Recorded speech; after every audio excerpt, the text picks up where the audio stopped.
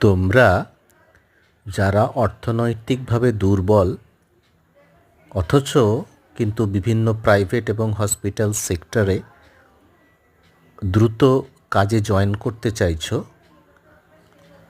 তারা কিন্তু আমাদের প্লেসমেন্ট প্রোটেকশন কোর্সে কিন্তু জয়েন করতে পারো।